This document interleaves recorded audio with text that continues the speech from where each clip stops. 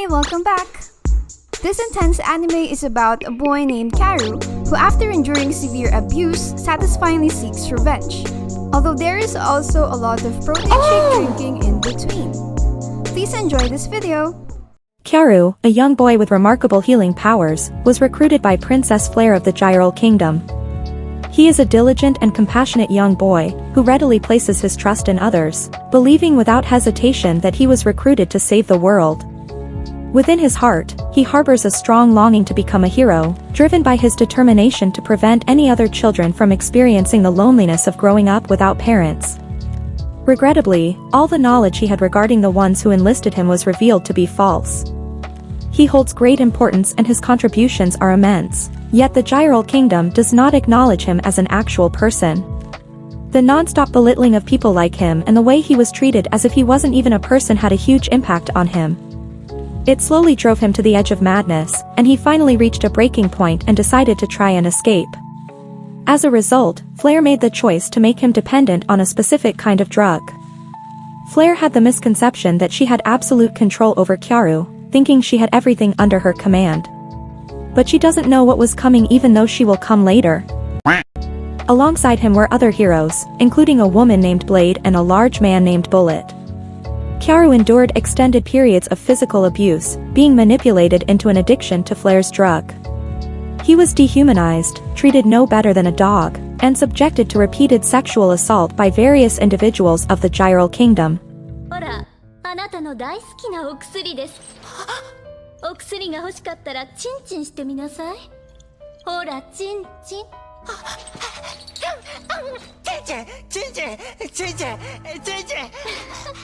Over time, Karu's resentment towards Flare and the others who mistreated him intensified. Eventually, Karu became immune to the effects of the drugs they provided him, which previously kept him continuously high, all day every day. But since he realized he had no ability to win if he confronted the other heroes, he opted to keep up the charade, pretending that he was still under the influence of drugs. Norn, Flare's sadistic younger sibling, realized that they had been mistaken in their assumptions about Karu. Karu's mind and body were not as broken or damaged as they initially believed. Instead of sharing this with others, Norn decided to exploit Karu as her toy.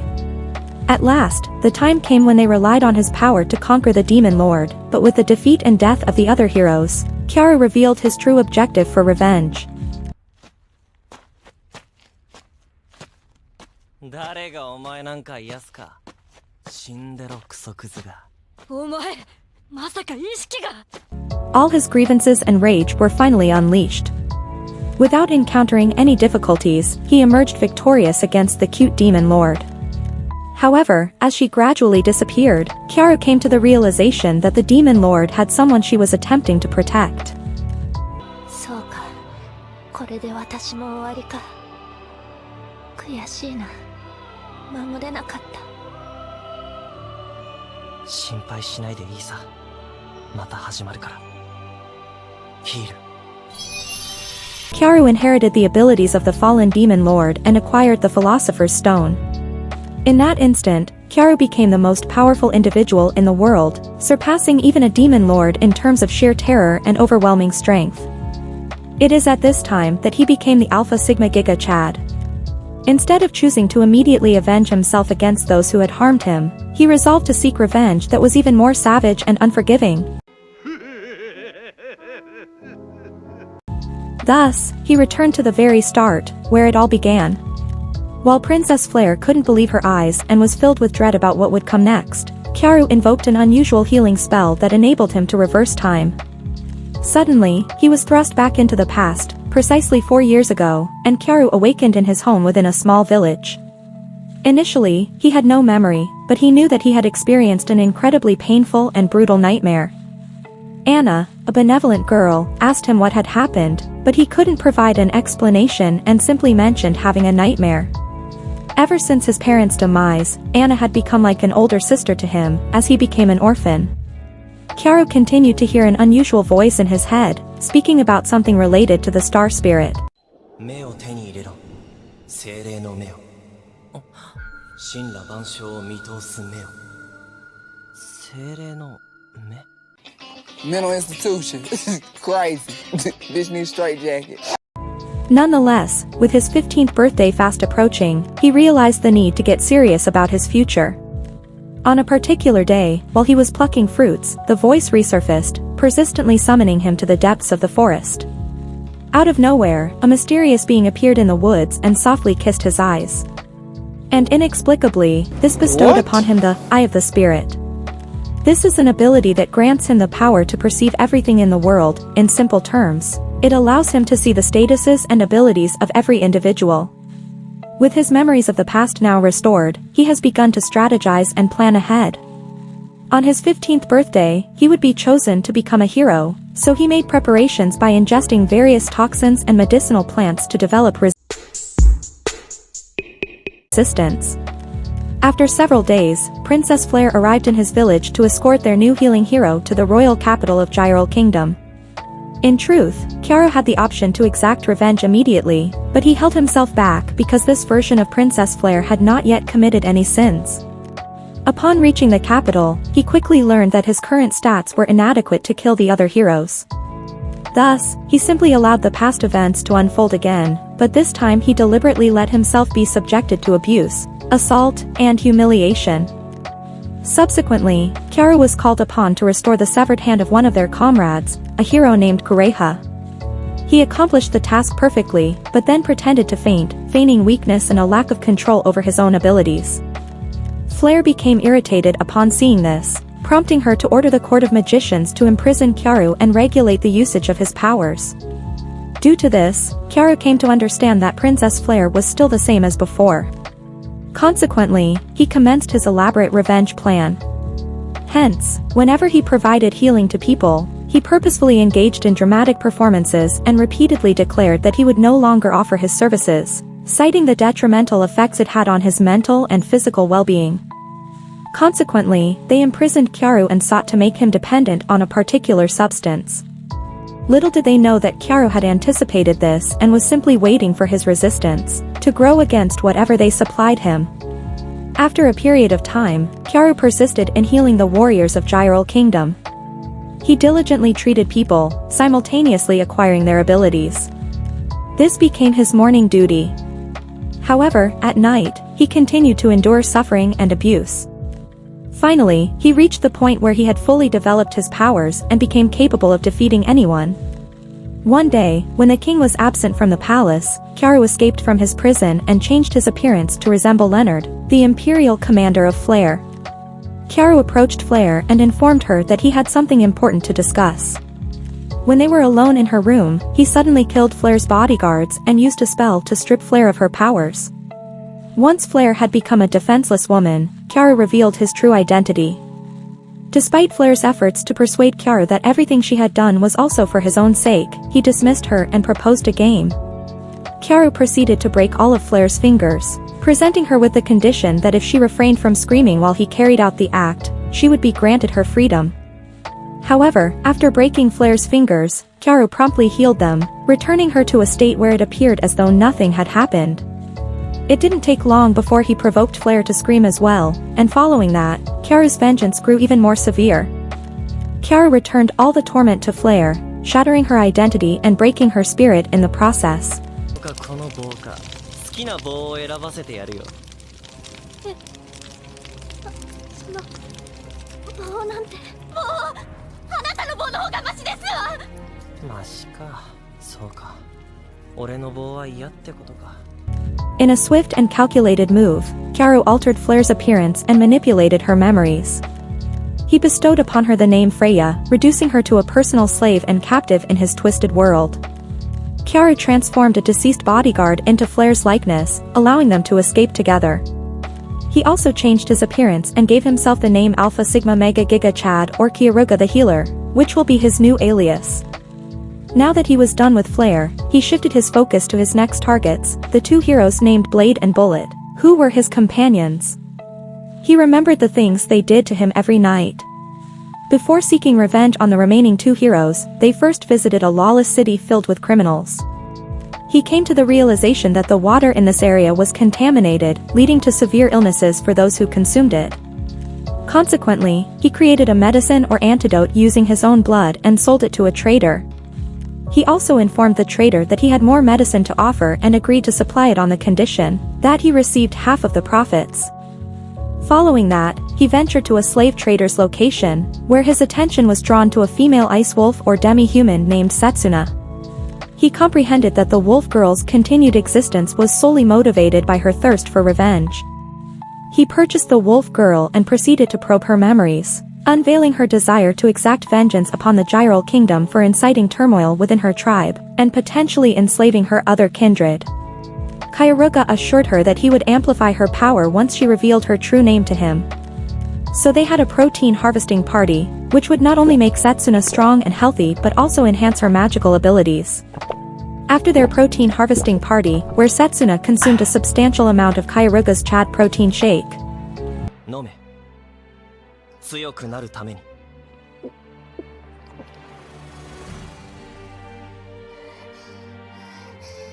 れで強くなれる。感じる。胸が熱い。刹那は強くなってる。ああ、強くなった。俺の目には見えている。Setsuna finally revealed her true name to him. It was Neyuta.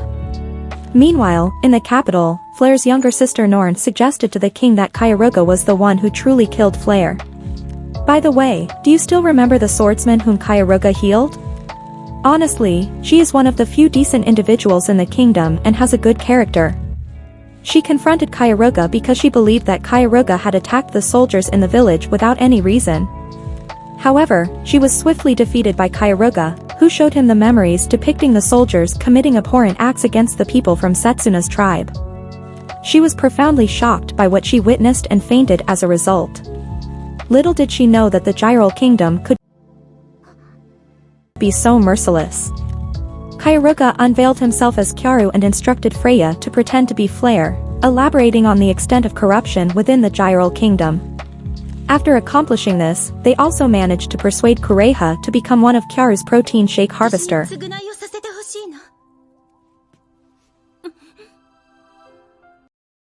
After a night of protein drinking and harvesting, Kureha immediately fell head over heels for Kyaru. Freya and Setsuna felt a twinge of jealousy, but their protein shake harvesting parties continued. On the other hand, Renard from the kingdom attacked Kyaru's village. Learning about the happenings in his village, Kyaru sent Kureha to conduct an investigation while he attended to Renard's squad. Sadly, even Kyaru was caught off guard by the events that unfolded in his village. It turned out that Renard had impersonated Kyaru and committed despicable acts against his childhood friend, Anna. Taking advantage of the situation, Renard abused and sexually assaulted her, and to make matters worse, he even assumed Kyaru's appearance. When Kairuga learned about everything that had transpired, he was consumed by intense rage. He immediately captured Renard and transformed him into a woman, subsequently brainwashing all of Renard's allies to fulfill their every desire upon him. This turned into a massive protein shake harvesting party. Following this, Kairuga swiftly went to Anna, and fortunately, she was still alive. He was delighted to see the real Kyaru one last time. However, despite Kairuga's repeated and desperate attempts to heal Anna with his recovery spells, they failed to work, and she once again passed away in his hands, just like before. Once more, Kairuga felt something within him break. When Kureha arrived to deliver her report, she disclosed that the Gyral Kingdom was plotting to eliminate all the villagers due to their support for Kairuga. Kairuga was well aware that Norn was the orchestrator behind these events, and as a consequence, Norn became one of Kairuga's targets for destruction. He made his appearance at the scheduled execution time and commenced the killing of all the executioners, alongside his girls. Regrettably, the people in the village had already fallen victim to the fatal poison, rendering Kairuga unable to save them from their demise, even if he tried to intervene in the execution. Ultimately, the spectators themselves joined the fight against the executioners after Flair, masquerading as Freya, exposed the wickedness of the Gyral Kingdom. They were able to save only one person throughout all the turmoil, and it was a young boy. Kairuga was aware that he would be held responsible for the deaths of everyone in the village, but he couldn't afford to waste time as he pursued his vengeance. He left the young boy in the care of a merchant and departed for the city of Bernisa after gathering some information from Kureha. It seems that Norn and her followers are heading in that direction, but there is another reason why Kairoga wants to go there. The future demon lord resides in that location. During their journey, Kairoga, Freya, and Setsuna established a temporary camp, and eventually, they reached the city of Bernisa. The place was truly unique, as all the different races lived in peace and harmony. They decided to visit a restaurant where they came across a young girl with black hair named Eve Reese. She was the demon lord who was defeated by Kairoga, but at that time, her hair was silver, and she possessed even greater power than she does now. Kairoga realized that she is not the current demon lord. In reality, the demon lord in question is careful about her lineage and desires to eradicate all the people in the Black Wing tribe. Kyaru informed her that she must defend against an imminent attack, or else she could face death. She heeded Kairoga's advice and was able to escape unharmed, but she was immobilized by several bounty hunters. Luckily, Kairoga and the others were present to assist her in eliminating the hunters and ensuring her safety. Afterward, Kyaru explained how they first met and how she was defeated by Kairoga in the future, after she became the demon lord. Kyaru also offered to protect Eve until she becomes a full-fledged demon lord. In return, he desired to obtain the heart of the current demon lord, also known as the Philosopher's Stone. Although Eve was initially skeptical, she eventually agreed. Eve thought it would be a good idea to temporarily side with him, as she had no intention of dying. That night, she was awakened by a noise and discovered that Kairoga, together with Freya and Setsuna, was having a protein shake harvesting party. She was surprised and felt embarrassed by what she witnessed. Kairoga playfully teased her to come along and prove that she wasn't a child but a full-grown woman. Eve's face turned extremely red, but in the end, she declined Kairoga's offer. During their breakfast, Freya and Setsuna continued to tease her about why she didn't join them the previous night. Kyaru reminded him once again of his goal to obtain the Philosopher's Stone after Eve becomes the Demon Lord. He also desired for Eve to become the catalyst for peace between humans and demons. They discussed her abilities, and she explained that she possessed the power to summon a legendary bird called Caladrius, a demonic creature capable of spreading diseases. However, summoning it came with a condition: she needed to embark on a journey across the world for it. Following that, they engaged in battles with more bounty hunters and abandoned them to be devoured by monsters. Freya also made a purchase of a new magic staff since her previous one had been damaged due to the strength of her magic. Kairoga upgraded his own staff and made the decision to improve other equipment in the shop. Carmen, the shop owner, was delighted and rewarded Kairoga with both a prize and a mythical weapon. The next morning, Kairoga observed Norn's army from afar and noticed that Blade, the hero, was among them. Kairoga's blood boiled with anger. However, he had no choice but to leave as another hero named Hawkeye sensed his presence. That night, Blade kidnapped a woman in the area, but Kairoga took notice of it. Earlier, when Kairoga sold some potions to the same store owner, he revealed what had happened to the woman. Therefore, he decided to disguise himself as a young girl named Kiera and sought Freya's help in doing her makeup. Then, he went out to act as bait and was eventually kidnapped by Blade. On that evening, Blade visited a bar once again to find a new woman. He was impressed by Kiera and offered her a drink. At first, Kiera acted as if she was playing hard to get, but Blade kissed her, and within that instant, he included a sleeping potion in the kiss. Kiera fell asleep, and according to the plan, Blade carried her back to his room. As they walked through a quiet corner, they were suddenly confronted by the father of the girl Blade had killed the night before. Kairoga woke up abruptly and swiftly incapacitated the man, causing him to lose consciousness, in order to save his life. However, this exposed the fact that Kairoga was not an ordinary woman, which Blade realized. Blade unsheathed his sword to attack and incapacitate Kiera. Blade took Kiera to his room and bound her. He planned to have his way with Kiera throughout the night and then kill her. But as Blade discovered that Kiera was actually a man, he was greatly shocked, causing him to start vomiting. This presented Kairoga with the perfect chance for revenge. "Joke's on you, fucker!" He thrust the poison dagger into her, and when she tried to reach for his sword, he stabbed him again, causing Blade to lose consciousness. Kairoga delved into Blade's memories and discovered Norn's plan to engage in war with Burnisa within 3 days. After a few hours, Blade woke up once more, but he still couldn't move her legs. Kiera informed her that if he managed to survive these 3 men, he would give her a chance to live.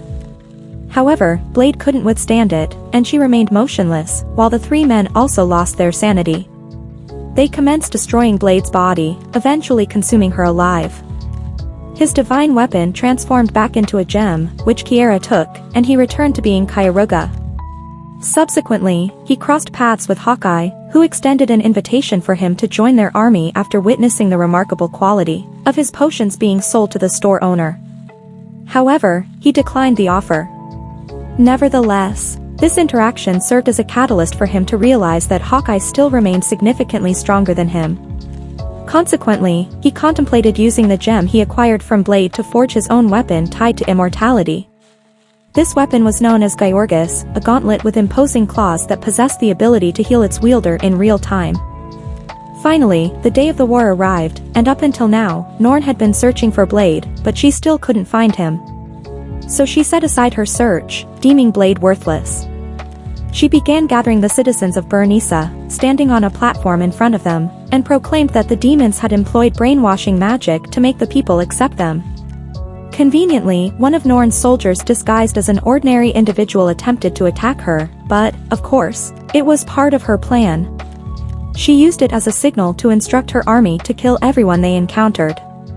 As Kairoga had become a close friend of Carmen, the store owner, witnessing Carmen's murder triggered a deep rage within him, driving him to take the lives of numerous individuals. Meanwhile, Freya, pretending to be Flare once again, projected a hologram of herself in the clouds. She proclaimed that the other races were not their enemies and that they needed to cease the slaughter of humans immediately.